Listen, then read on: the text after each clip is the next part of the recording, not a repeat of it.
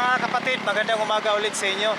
Andito na tayo ngayon sa may ina-update nating flood control dito sa may Laverna. Ayan o, so mga I think 2 months na tayo. Ipapakita natin dun sa vlog natin yung thumbnail niya. So ayan, nandito tayo. Silipin natin kung ano na. Ito kasi yung highway, National Highway. Pag nagbaha dito, grabe talaga yung baha dito. No, so ayan, matirik yung panahon ngayon. So ito na yung DPWH na project. Ito yung flood control station nila. So nandiyan yung mga makina na talagang bubuga ng bali yung tubig baha, talagang hihigupin ng yung malalaking mga motor diyan sa loob. So, bali ito yung pump station nila. So dito kasi pag bumabaha, kikita natin diyan. Grabe yung baha dito. So ayan, update natin. Ito naman yung ilog. Ito yung ilog diyan. So titingnan natin. Bali ang tubig boss na dito sa Lupikas. Hindi, pag mahuman na isod ng tubig rin. Panay mga gida. Okay. Dire na na kayo, suyupo naman na yung tubol rin. Suyupo na okay. Tama sir. So sabi ni sir, yung tubig daw pag matapos itong morning dam sir. Oo, kana. So pag matapos ito, yan, nilalagyan nila ng dike. Pag matapos daw ito, bali dadaan itong tubig dito. So hindi na dadaan doon. Ayan. Dito, ito na yung dike. So dito dadaan yung tubig. Ayan o. So 1, 2, 3, 4 ka parang door.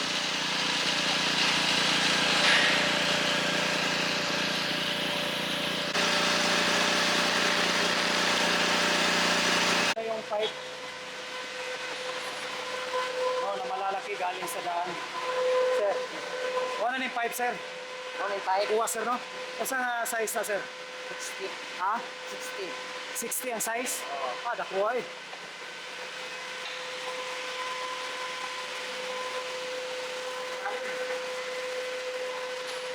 Makuha na ka ba? Masipa ka na ni? Ayan.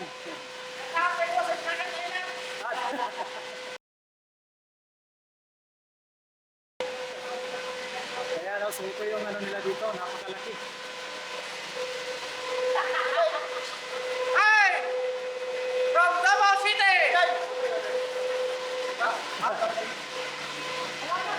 Ayan o, yun yung pipe galing sa ilalim ng daan na binabawan dyan sa daan. Balikat ko yan. Galing sa daan. Sir, nga nung tulungan kabuok na sir? Royalty. Royalty. Kuhan sir, kaning duha, kung saan siya? Kung siya ikuan, butangan sa Sabnir sa Bol. Sabnir sa bol. Suyop. So mo nang musuyop sir. Kapag kulang pa, napaniputan na sa Sabnir. Sabnir ka itong makina. Dako kayo. Oo.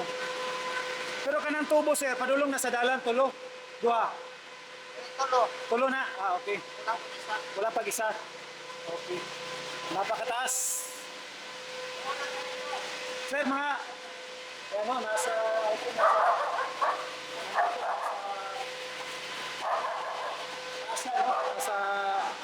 tingin natin. Mga pila kapit sir. Pila kapit ang taas gikan dire.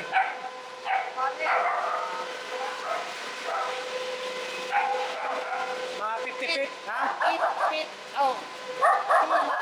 By meter man ang ano dere. Pila ka meter sir gikan sa ground? 10 Ha?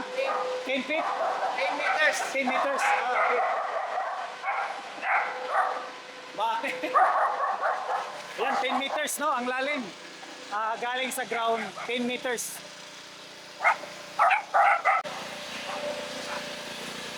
Dito naman yung alam nila, no?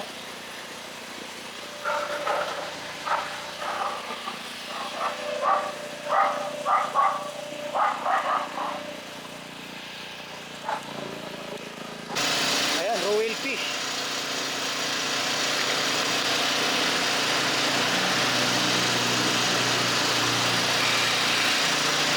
So ito yung nila, galing sa daan ito. Ayan o, so pag galing dun sa tubig pag pumapasok yung tubig baha. So bali itong daan na ito, spray na siya, no? Kasi instead na babaha dito, kasi talagang nagbaha dito, grabe. Halos hindi ito madaanan dito. So ayan, ito yung tubig. Ayan, ito yung tubig na pag umuulan, grabe yung baha dito. At saka papunta yan dun sa mga residente. So ngayon, ito yung tubig na ilog. Maliit lang siya na ilog. Pero pag umuulan sa bukid sa taas, talagang bumabaha dito. So papunta yan sa Labirna.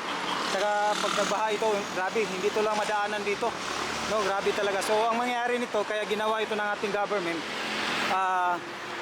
ang proseso nito, bali yung tubig, yung likuran nito is dam. So i-divert nila yung tubig. So wala nang tubig na dadaan dito sa kalsada, Royalty. So kasi dito na sa ilalim ng building na ito, napakataas, no? Gigaling sa floor dyan doon sa ilalim ng underground nito is 10 meters yung taas. Ayan. Tapos yan, so papasok yung tubig dyan sa ilalim na underground ng pump station. So may mga malalaking motor dyan, so ibubuga na yan dito. So yung mga tubo na yan, yan yung dadaanan ng baha, tubig baha. So napakalaki no, na mga pipe, tatlo yan. Yan ang bubuga dito sa kalsada. Tapos doon bali doon yan ibubuga doon sa dagat, no? Kasi itong daan dito, itong gilid ng daan dito, may nakabaon dito na yung tubo na yon. So makita natin sa mga past vlog natin. Ayan. Big. Wait. May nakita tayong bayawak. Ayan. Ayun, parang bayawak nakita natin. Maliliit pa siya. Ito yung tubig na pag umulan talaga, grabe. So ditong baha. So yan yung kalsada. Sayang, may nakita tayong bayawak. So ayan, nilagyan nilang ship pile.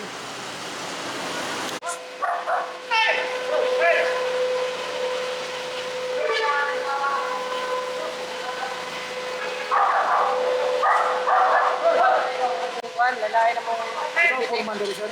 pampuman. Ha? Darang-darang. Forman. Yun daw, ilalagay niya sila alin. So, yan ang magdadala pala ng power ng motor nito is itong generator.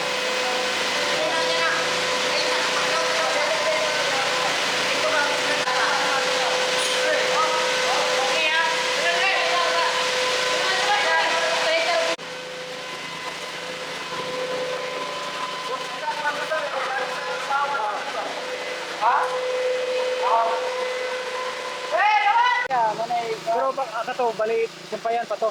Wala, nananalig to. Kani, katong isa nga bakante. Sampayan pa na. Muna yung sir, feeder? Feeder. Feeder. 5 feeder. Pili siya, ano ang 5 feeder. feeder. Ano ulo ba? Oo. Feeder.